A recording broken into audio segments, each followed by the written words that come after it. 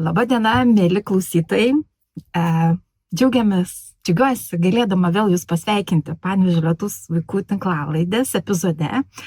Tai tokia erdvė mūsų bendruomeniai skirta, kurioje kalbamės kitaip, nuoširdžiai, atvirai, be pagražinimų, su žmonėmis, kurie jaučia ir mato visą širdimi ir pasaulio kitaip.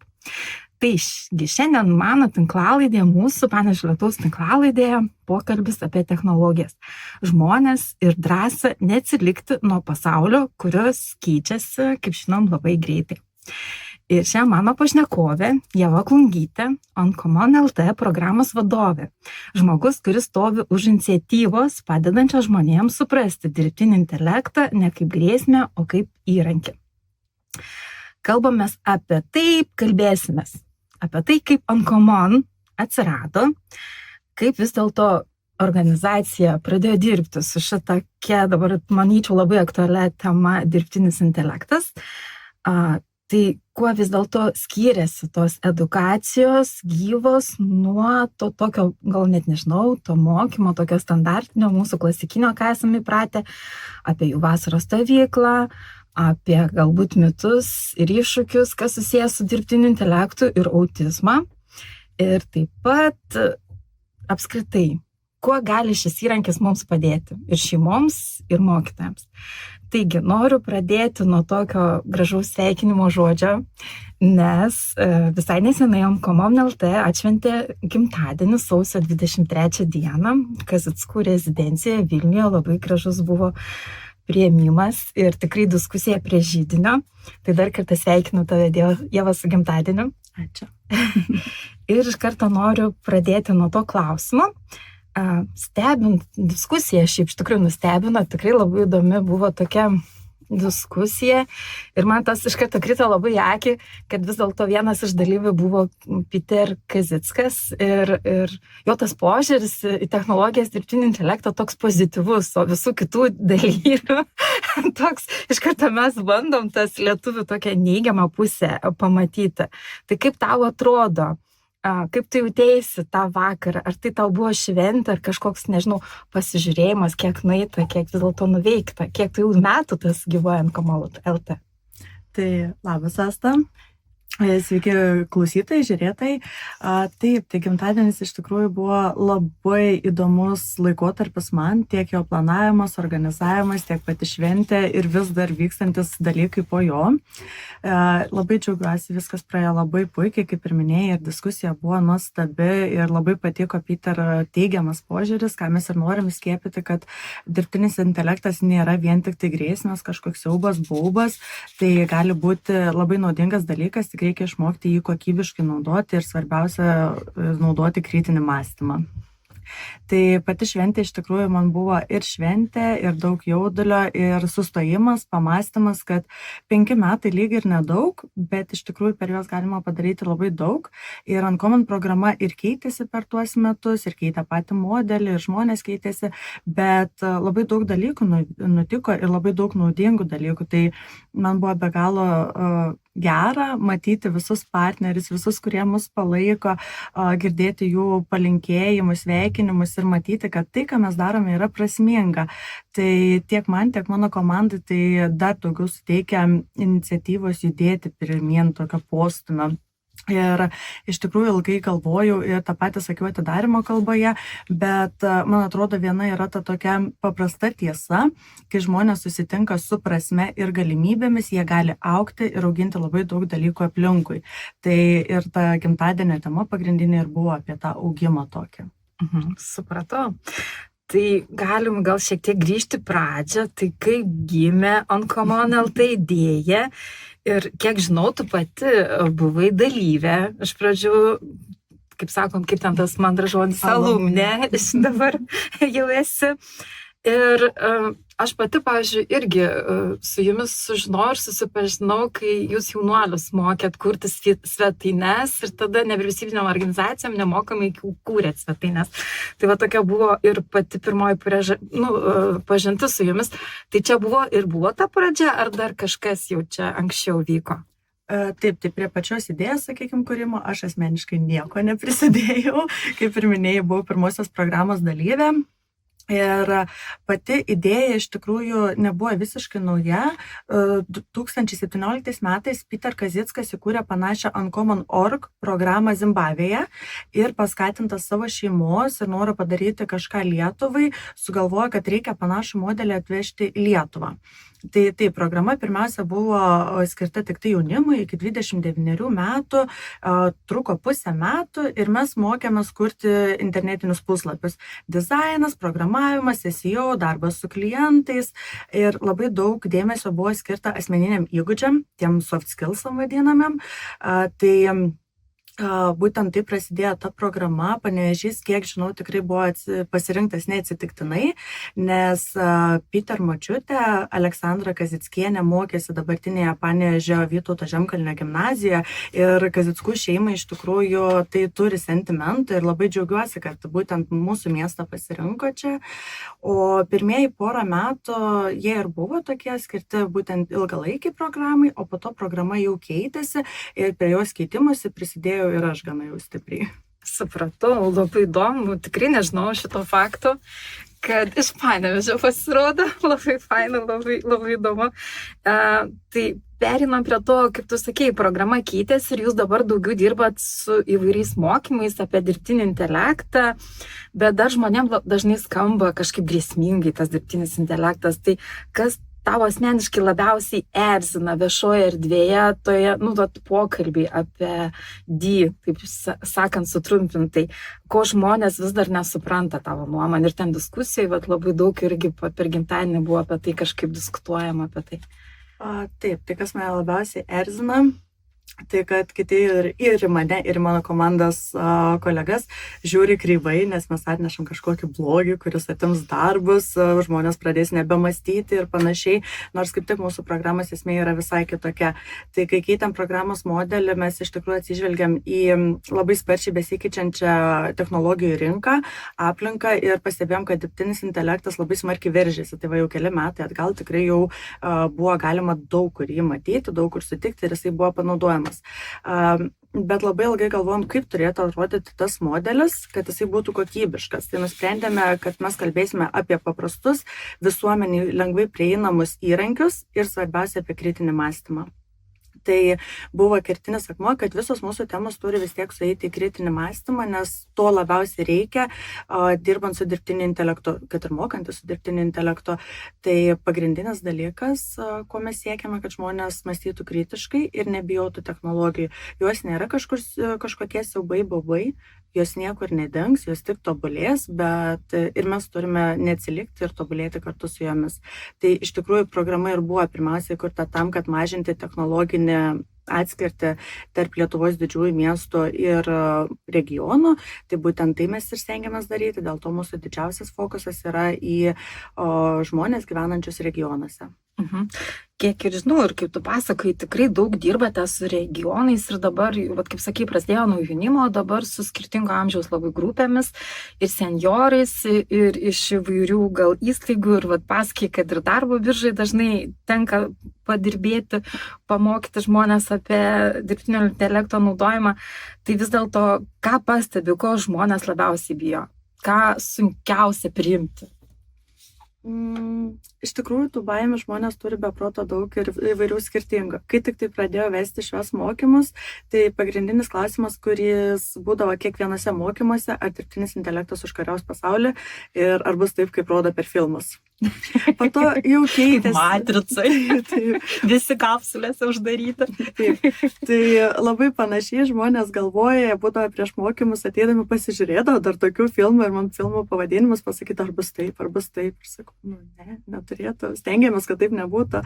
Tai iš tikrųjų buvo baimė ir klausimų, kad ar verta mokytis tų įrankių, ar jie nedings, ar čia nėra kažkoks burbulas, kuris netrukus sprogs ir mes vėl kažkur grįšim atgal.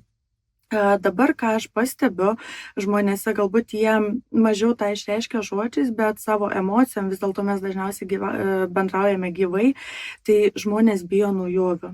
Jie dažnai tarsi jaučiasi neverti pradėti mokintis, tarsi jie neturėtų galimybės ar nebūtų pakankamai geri, būtent naudotis tomis technologijomis. Ir dažnai būna, kad žmonės, man čia 15 metų liko iki pensijinio amžiaus ir aš taip galvoju, tik 15 metų, to visas gyvenimas prieš akis. Ir jisai, tai man čia nebereikės, bet ne, reikia, nes tai iš tikrųjų gali labai palengvinti mums gyvenimą, bet jeigu mes nesuprantam, tų technologijos gali ir apsunkinti.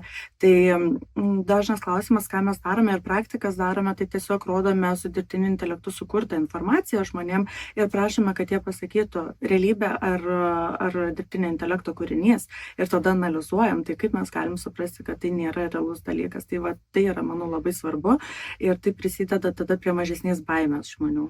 Ir prie mažesnės, ir kaip tu papasakai apie kritinį mąstymą, šitą lavinimą, tikrai, kad nepatikėtumėm tom melagienom, kas dabar apskritai tą mūsų gyvenimo kontekste yra labai aktualu. Ir stebint jūsų veiklas, atrodo, kad tai nėra vien įrankių mokymas, tai daugiau ir toks mokymas drąsos bandyti. Ar sutiktum su tuo, kad šiandien, perinant prie jaunimo, kad reikia daugiau tų įrankių mokymosi, ar vis dėlto tų minkštųjų įgūdžių? Kad, vienu žodžiu, nežinau, gal kartais žiūrint į jaunimą, tai atrodo savaime jau ten gimė, ten implantuoti, kaip sako, ranka jau su mobiliaku ir jie ten visko moka daryti. Ar vis dėlto, pirmiausia, ką ir apie seniorus kalbėjai, minkštieji įgūdžiai, o paskui jau eina įrankis? Tikrai taip. Aš esu pirmiausia už minkštuosius įgūdžius, jie yra labai svarbus ir yra tam tikri dalykai, ko negali pakeisti dirbtinis intelektas, tai čia turi būti mūsų stiprybė, bet faktas, kad reikia mokytis ir naudotis kokybiškai dirbtinio intelekto, tai man tikrai nemažai tenka bendrauti su mokyklomis, tai realiai ir mokiniai, ir mokytojai, ir personalas, jie labai paviršutiniškai naudoja dirbtinį intelektą ir čia yra didžiausia blogybė, jie galvoja, kad ir jie sako, aš naudoju dirbtinį intelektą, aš puikiai viską moku, aš puikiai žinau. Visų pirma, dirbtinis intelektas yra be proto plati sąvoka ir jeigu mes naudojam tik ChatGPT, kokį Gemini ar kažką tokio, tai nereiškia, kad mes pilnai jį esame įvaldę. Tai manau, kad pirmas dalykas, ką turėtų mokintis mokiniai, tai pasitelkti dirbtinį intelektą mokymosi procesų. Tai neprašyti atsakymo, o prašyti, kad jisai paaiškintų temą, prašyti užduoti mums papildomų klausimų, kaip mes galėtumėm toliau mokytis, padėti susidėlioti kažkokį mokymosi planą. Tai yra esminiai dalykai, kurie, man atrodo, ir tą kritinį mąstymą ugdo. Taip pat reikia išmokti tikrinti informaciją. Tai ką pastebėjau, kad žmonės, ypač mokiniai, netikrina informacijos. Jie gauna atsakymą, liuks, atsiuntė atsakymą, viskas gerai, su tuo atsakymu, tai ne. Reikia prašyti šaltinių, reikia pasitikrinti kelius šaltinius, būtinai atsidaryti tas nuorodas, nes būna taip, kad ir nebūna tų nuorodų. Plus, sakykime, ChatGPT yra nuostabus kūrybinėse procesuose, bet jeigu mums reikia realių faktų, jeigu jis neras tos informacijos, jis gali haliucionuoti, tai reiškia netikrą informaciją pateikti labai įtikinamai ir ko pasekoje mes jau taptume tos informacijos nešėjai ir netikros informacijos skleidėjai. Melagienų skleidėjai.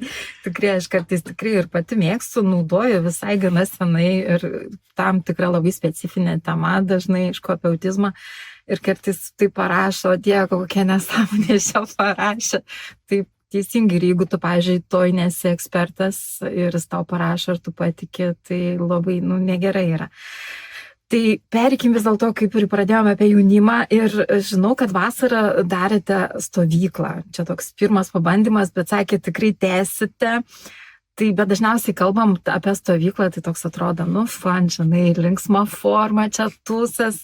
Bet vis tiek jūs mokėte, jūsų tema buvo ir apie kritinį mąstymą, ir apie dirbtinio intelekto įvairius mokymus. Tai kas tau pačiai buvo toks kažkoks didžiausias atradimas toje stovykloje ir vis dėlto buvo, kas ten vyko, gal trumpai gali papasakoti ir ar vis dėlto vyko to daugiau technologijų mokymuose, ar kaip mes išnekam to žmogiškojo ryšio?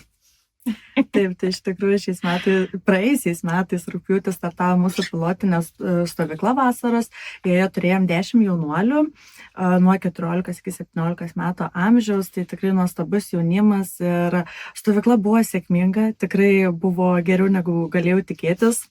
buvau labai laiminga ir žinau, iš tikrųjų tvirtai žinau, kad ir dalyviai, kurie buvo pas mus, ir svečiai, kurie buvo atvykę, ir netgi dalyvių tėvai mums rašė atsiliepimus ir jie tikrai visi buvo patenkinti.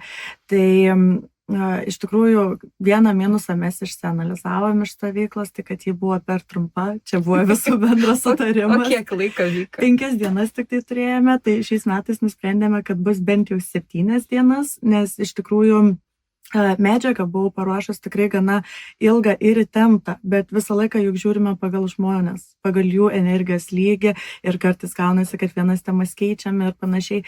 Tai pirminis variantas turėjo būti, kad šiek tiek turėjo būti daugiau dirbtinio intelekto, bet labai daug ir asmeninių įgūdžių ugdymo.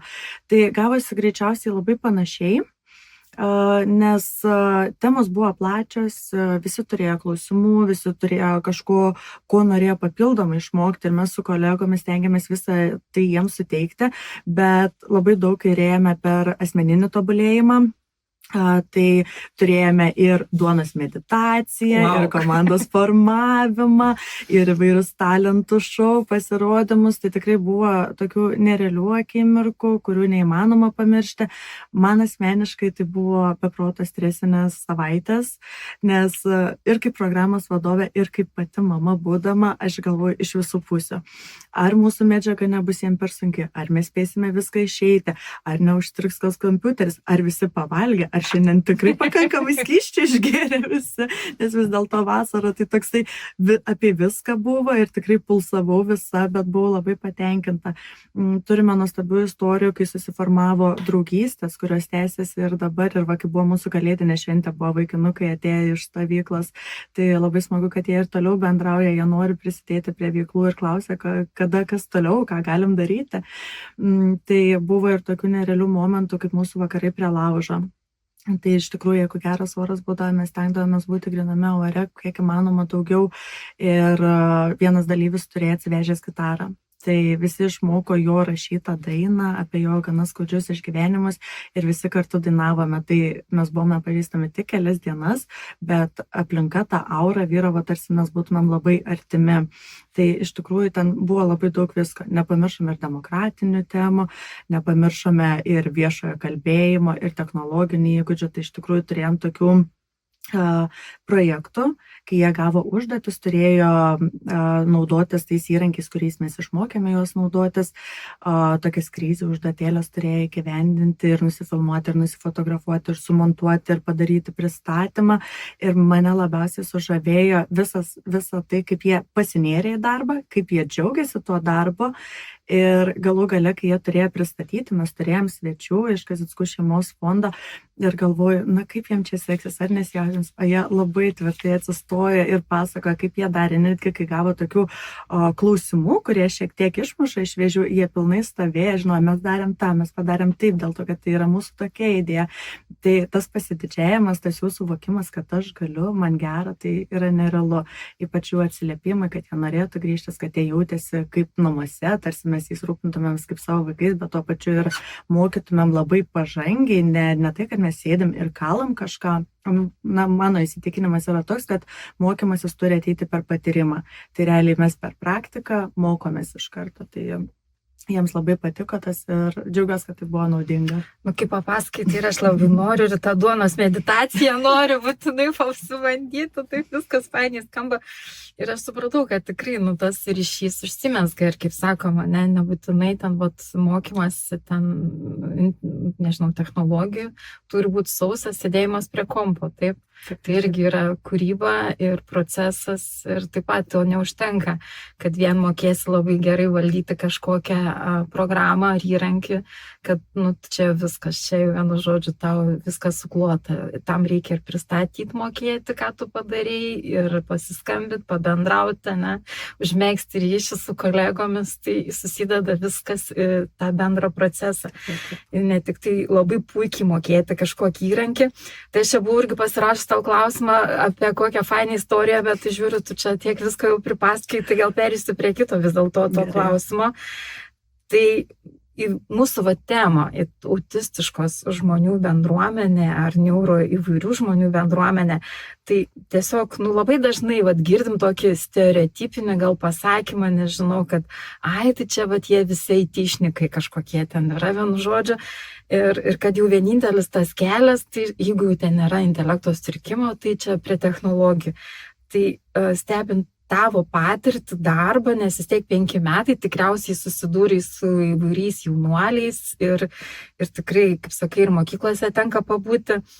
Tai vis dėlto tai yra stereotipas, ar vis dėlto tikrai iš praktikos atėjęs pastebėjimas?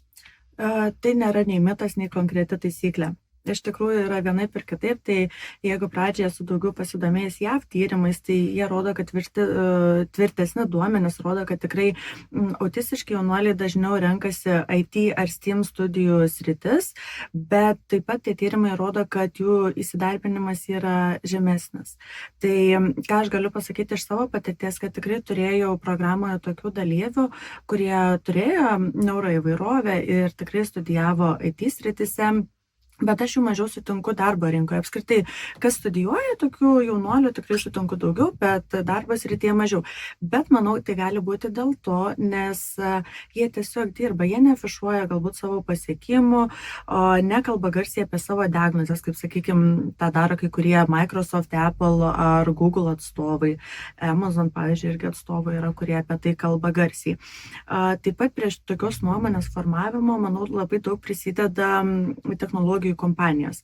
Tai, sakykime, jos tikrai daug kalba apie neuroįvairovę, kuria įvairias programas, appsus, istorijas pasakoja.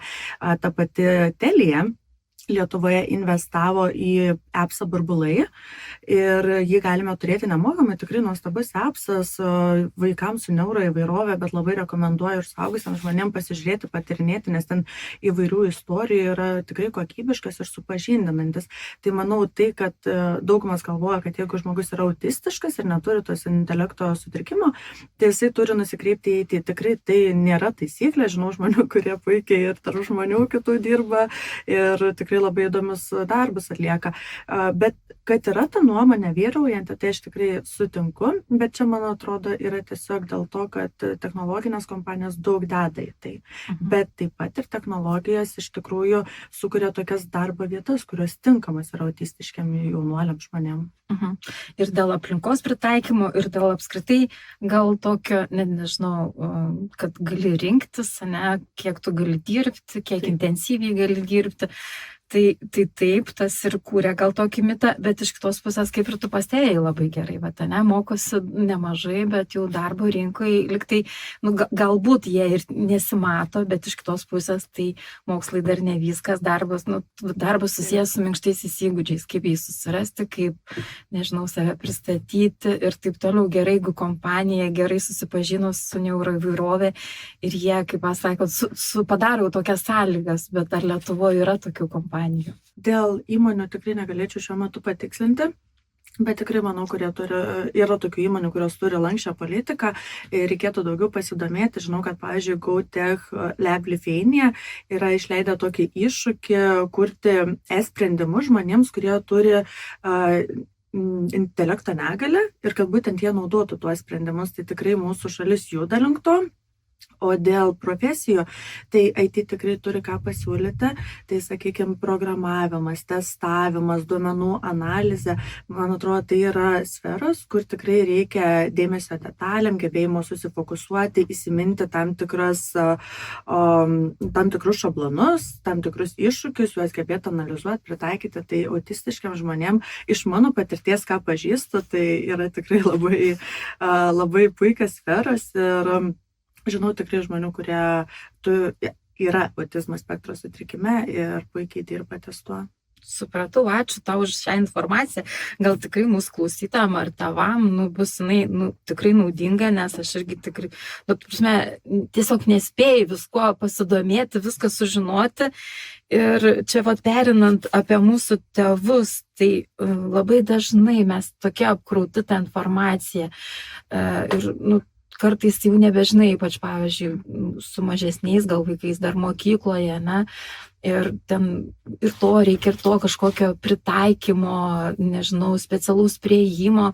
Ir kartais būdavo taip sunkiai pasiekiama ta informacija, arba tiesiog yra jinai kažkur ten anglų kalba ir tu ten turi valandas sėdėti ir kad galėtum ją pasiruošti savo vaikui. Kaip galima dabar pasinaudojant įrankiais šitais naujais technologiniais arba dirbtiniu intelektu pasilengvinti tą gyvenimą? Gal tu gali kažkokių pavyzdžių pasakyti konkrečiau? Taip, tai jeigu kalbame apie informacijos ieškojimą, tai visi mes esame žmonės, visi mes esame skirtingi ir nė vienam nėra tinkamas vienos ar dviejų ar ten 3 metodikų, kur ten galim sumiksuoti ir visiems tiks.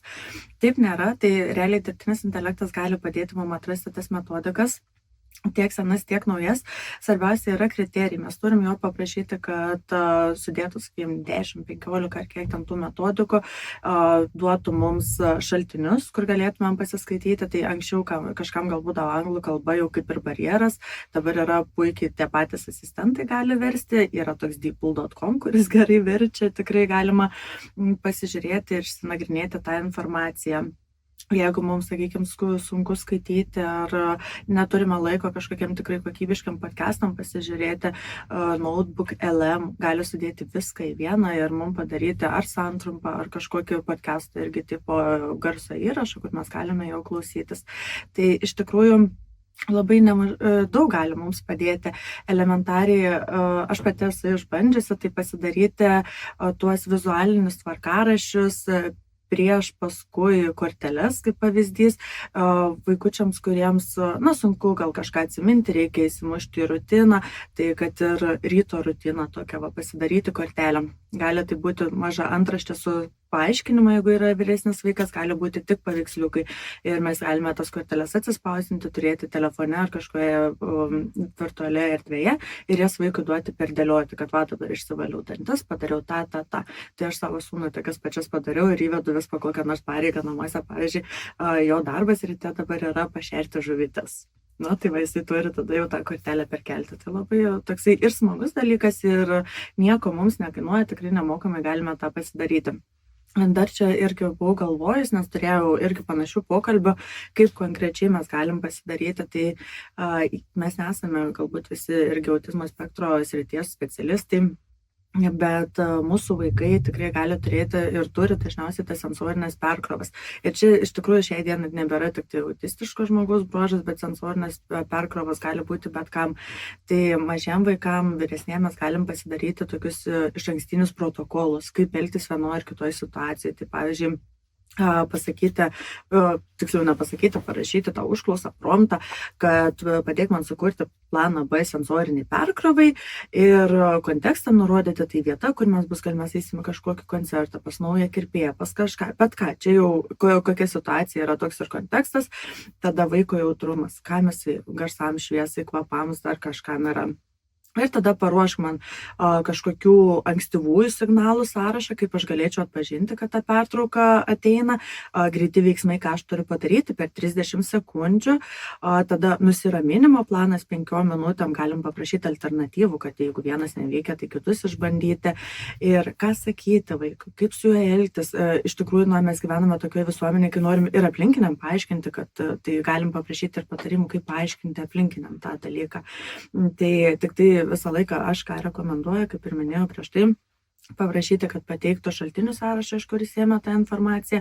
Tai gali būti galbūt straipsniai, moksliniai tyrimai, kažkas, ką mes galėtumėm pasiskaityti ir tuo pačiu gauti daugiau informacijos. Ir dar, manau, tokiam, pavyzdžiui, socialiniam istorijam, jeigu mes irgi paruošiamės eiti į kokį koncertą, į 1 klasę ar į gimnaziją pereiti, tai paprašyti, kad sukurtų trumpą istoriją, galbūt kažkokiu, čia priklauso jau pagal vaiko jaunuolio intelektą, bet tam tikros apimties, pavyzdžiui, 8 sakinių istorija 7 metų vaikui, kuris yra autizmo spektre. Ir apie situaciją, ten, sakykime, nauja mokykla, 1 klasė ir kokią linksmą palaikančią istoriją, kas ten bus, kaip viskas atrodys, kaip reikėtų reaguoti, ką aš darysiu, ką tu darysi. Tai tikrai tas labai padeda ir netgi yra ir realių pavyzdžių, mokslinių tyrimų, kad būtent tos tokios vizualinės kortelės, tos socialinės istorijos, juos veikia spektre esančių žmonės teigiamai. Taip, tas tai tikrai tu teisi yra įrodyta, bet vat ir didžiausias gal būdavo iššūkis, kaip tą socialinę istoriją teisingai susikurti, iš kur gauti tas korteles. Tai dabar pasinaudojus dirbtinio intelekto įrankiu, čia ir dabar gali pats pasidaryti gana greitai.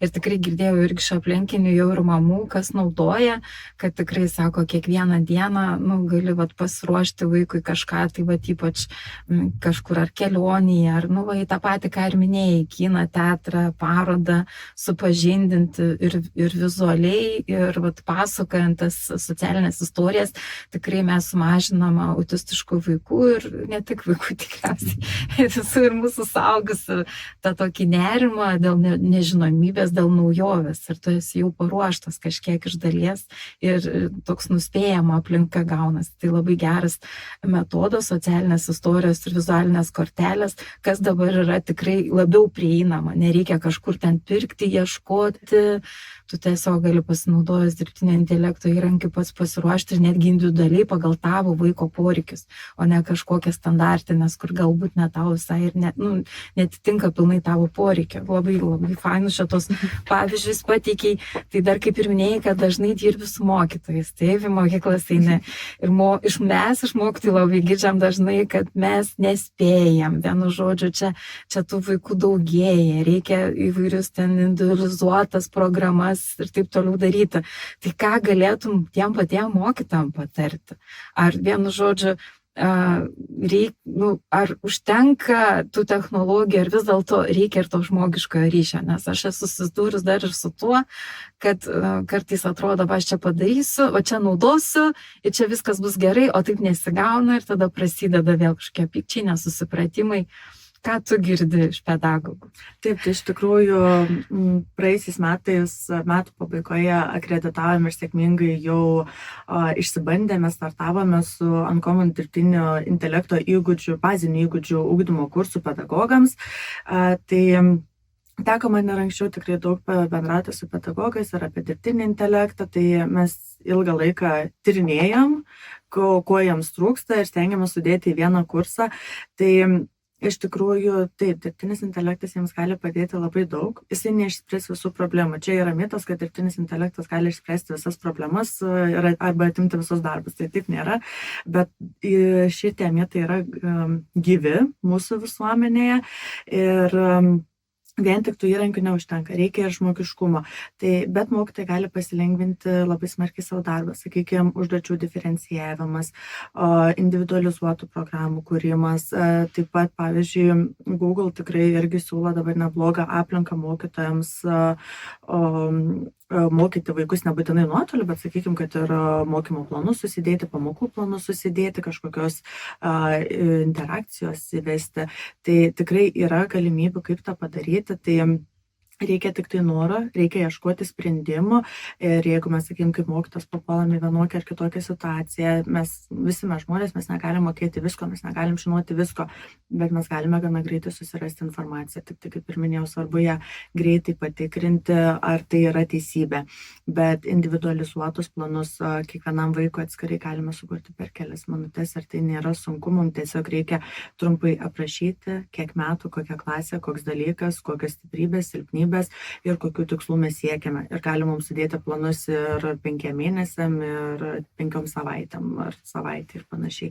Tai tikrai užduotis labai gera, plus man labai patinka, kad yra tokių įrankių, kur galima tą pačią užduotį pateikti 3 skirtingais lygiais. Labai lengvu, vidutiniu ir jau pažengusiu lygiu.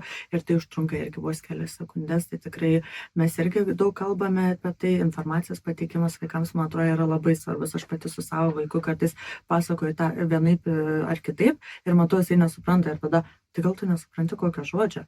Ir, taip, jisai dar mažas, jam tik tai keli metukai ir tada paaiškini tą žodį, paaiškini paprasčiau, kartais ir pasitelkia dirbtinį intelektą pagalbą, pavyzdžiui, kaip 5 metų vaikui paaiškinti, kas yra rūkas, tiesiog taip, kad jisai suprasta, tai lygiai taip pat ir mokytojai gali pasilengvinti savo darbą ir ne vien tik tai iš vadovėlio kažką nuskaityti, o tikrai rasti priimtinesnį būdą vaikui, rasti labai daug kūrybiškų sprendimų, kaip užkalbinti, kaip įtraukti ar grąžinti į mokymosi procesą, nes tikrai esu mačius variantų, kai jaunuolis, taip, jisai turi diagnozę ir atrodo, kad jis apatiškas mokyklai, bet labai stengiantis galima vienaip ar kitaip jį grąžinti į tą mokymo procesą vienokiu ar kitokiu lygiu, bet čia jau priklauso iš žmogiškosios pusės, ar mes įdėsime darbą ar ne.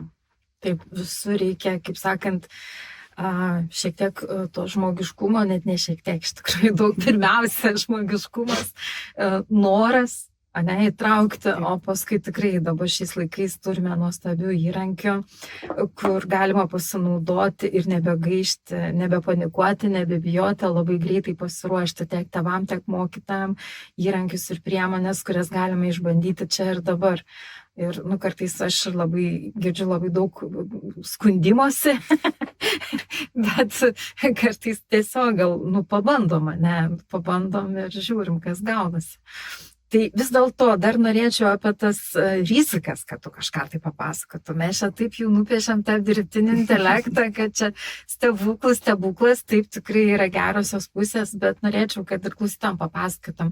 Vis dėlto, į ką reikėtų atkreipti dėmesį, kaip šiek tiek apsisaugoti, nes jeigu vedam, kaip tu sakėjai, apie vaiką, tokius ir jautrus, gal kitą kartą duomenis suvedam, tai kaip apsisaugoti, kad jie kažkur ten nenukeliautų, kad kas nors dar nepasinaudotų. Nes vis dėlto tas įrankis yra, toks, jisai iš to mokosi ir gali būti informacija, kurią mes jam suteikiam, jis gali kažkur kitur panaudoti. Taip, tai, sakykime, pavyzdį paimkime vieną ChatGPT. Tai nustatymuose yra, kad mes galime išjungti, kad visas modelis, serveris vadinamas, mokytųsi iš mūsų informacijos ir jis tada nesiurbia informacijos iš mūsų. Šiaip bet kokiu atveju mes negalime, visą laiką mes irgi per mokymus kartuojame, kad negalima vesti jokios jautrios svarbios informacijos į bet kokį įrenginį. Nesvarbu, kad mes čia turim mandrą versiją kaip pavyzdys, bet mes turime apsaugoti tiek save, tiek kitus, tai jokių vardų pavardžių. Jeigu tą patį pavyzdį apie vaiką, kaip sakiau, tai jeigu jisai Jonas, gal mes galim jį ten Petru pavadinti arba vaikas X, sakykime, tiesiog taip įvesti. Amžius nieko tokio, kad mes įrašysim, kad 7 metai, bet jokių vardų pavardžių, asmens kodų, jo labiau jokių tenais banko kortelių duomenų, nuotraukų ir panašiai. Aš, pavyzdžiui, esu nelinkus kelti irgi savo vaiko nuotraukos į dirbtinį intelektą, kad perkurti. Tai yra tikrai įrankiai, kurie perkurinėja nuotraukas ir gali naudoti vaiko atvaizdą, kai kurie nenaudoja, tai čia priklauso nuo jų politikos ir nuo mūsų galimybės apeiti tą politiką. Tai tikrai dirbtinis intelektas gali sukurti rizikų ir yra daug tų, sakykime, netikrų paveikslėlių sukurtų, kuriuose atsiduria ir vaikų veidai, ir suaugusiųjų veidai, dėl ko būna tikrai daug didelių emocinių traumų. Tai čia yra labai svarbu kalbėti ir šviesti visuomenę apie tas rizikas. Mes irgi daug kalbam, dėl to mes analizuojam vizualus, tekstus, tam tikrus dalykus. Reikia labai kritiškai vertinti informaciją. Jeigu mes pamatome kažkokią nuotrauką, kaip pavyzdys ten mūsų klasiokės, tai nereikia jos persiųsti visiems ir žiūrėk, oi, ką jinai daro. Ne, pagalvokim, kad tai šiandien dienai yra didesnė tikimybė, kad ta negraži nuotrauka, jinai bus netikra. Tada labai svarbu tikrinti informaciją, kaip ir minėjau, tas kritinis mąstymas, tikrinimas ir gebėti kokybiškai naudoti tą dirbtinį intelektą, kad mes gautumėm tinkamus atsakymus ir nepriimti dirbtinio intelekto kaip psichologo, gydytojo ar dar kažkokio specialisto. Tikrai pasaulyje dabar yra ne vienas įvykis, kai dirbtinis intelektas prisidėjo prie žmonių savižudybių. Tai labai apskritai rekomenduoju pasiskaityti tokius dalykus, kad suvokti, kad tai yra daugiau negu tiesiog klausimai, atsakymai, nes ypač paaugliai ten gali ir užmėgsti tam tikrą ryšį. Sakykime, viena irgi istorija buvo tikrai, kai jaunuolis atėmė savo gyvybę, nes pasitarė su dirbtiniu intelektu, kaip galima išgelbėti pasaulį, kaip galima išgelbėti Žemę. Tai Žemė per daug žmonių, tai buvo prieitas toksai sprendimas. Tada jaunuoliams su valgymo problemomis patarė nevalgyti, badauti. Tai tikrai yra tų tokių rizikų didelių, į ką mes turime atkreipti, ypač būdami mes suaugę, jeigu mūsų vaikai, mūsų paaugliai, jaunesni broliai, sesės, o gal ir mūsų amžiaus ar vyresni mūsų tėvai matom, kad jau naudoja nekokybiškai, kad yra tam tikros indikacijos, sakyti, ne, stop. Dabar arba mes kartu pasikalbam, ar nueikim galų galiai kažkokius kursus, pasižiūrėkim YouTube kokį nors įrašą. Tikrai dabar tų reelsų įvairių yra prikeptų ir labai neblogų lietuviško turinio kūrėjų yra, kurie kalba apie dirbtinį intelektą, ne vien tik apie jo pliusus, bet ir apie neminusus, sakykim, rizikas, tikrai tas didelės rizikas tokias. Tai svarbiausia yra domėtis.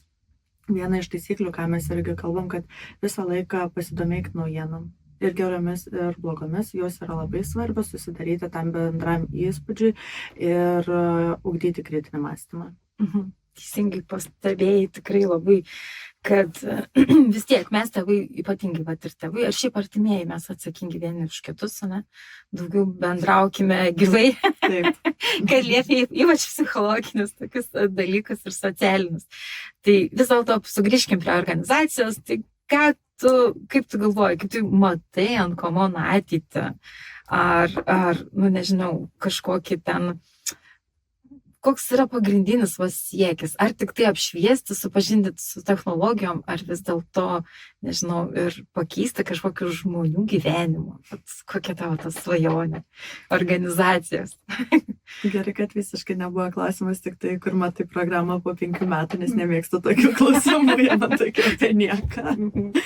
Tai iš tikrųjų, aš tikiu, kad mes eisim toliau pagal mūsų tą misiją, tai mažinti skaitmeninę atskirtį Lietuvoje, o tikrai žinau, kad mes plėsimės Lietuvoje, tik nežinau, kiek tiksliai gyvai, kiek tiksliai online, bet mūsų siekis yra pasiekti kuo daugiau žmonių ir suteikti tas bazinės dirbtinio intelekto žinias, kaip yra baziniai kompiuteriniai įgūdžiai, tai būtent ir tokias dirbtinio intelekto žinias, kad jie gebėtų atskirti, kas yra tikra, kas yra netikra, kad jie būtų technologiškai ir skaitmeniškai raštingi, atsparus, o tuo pačiu stiprės jų kritinis mąstymas, stiprės savęs asmeninio augimo noras ir stiprės mūsų šalis.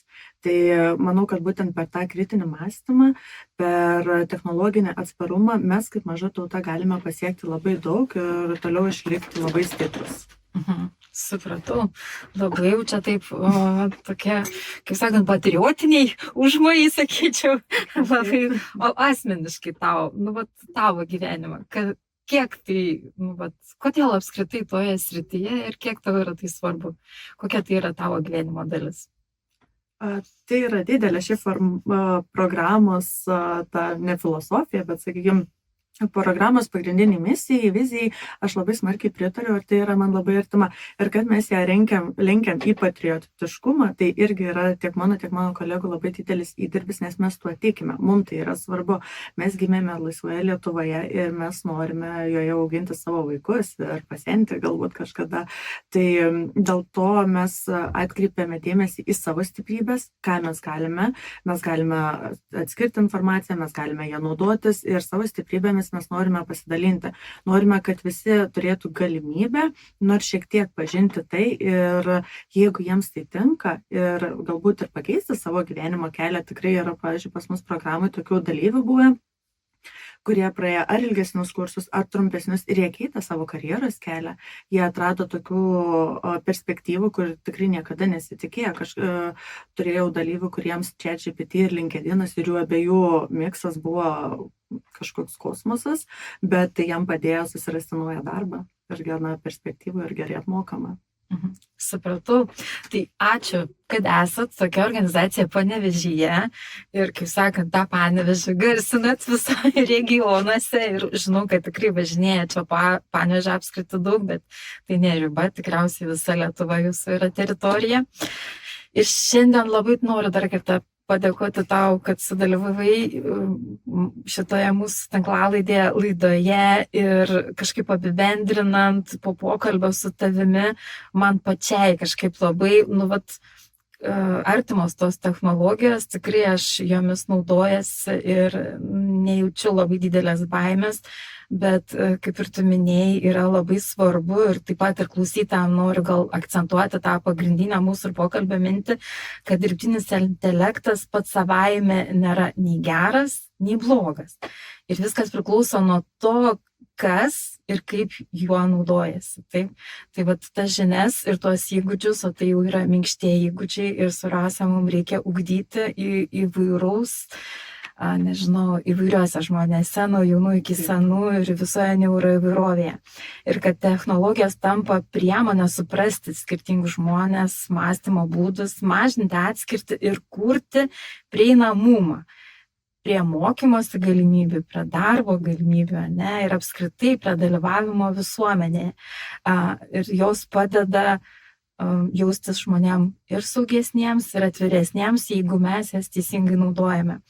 Ir galbūt svarbiausia ta žinutė, ne visi turi prisitaikyti prie sistemos, o dabar mes turime labai gerus technologinius būdus ir įrankius, kai sistemos labai lengvai pritaikomos yra prie žmogaus. Tai būtent ten ir prasideda tikros inovacijos ir galbūt Lietuvos stiprybė, ką tu čia paminėjai, tą visą patriotiškumą. Tai ačiū tau, Ievute, už pokalbį, sėkmės darbuose. Ir kviečiu tikrai visas organizacijas, kas girdėjote mūsų pokalbio žmonės, kreiptis į Uncommon LT, nuostabūs partneriai. Ir daug sužinosite šiuolaikiniai, ypač aktualioje temoje. Iki pasimatymo. Visiems linkiu klausytojams ir Ievutei iki. Ačiū tau, Asta, kad pakvietei. Smagu.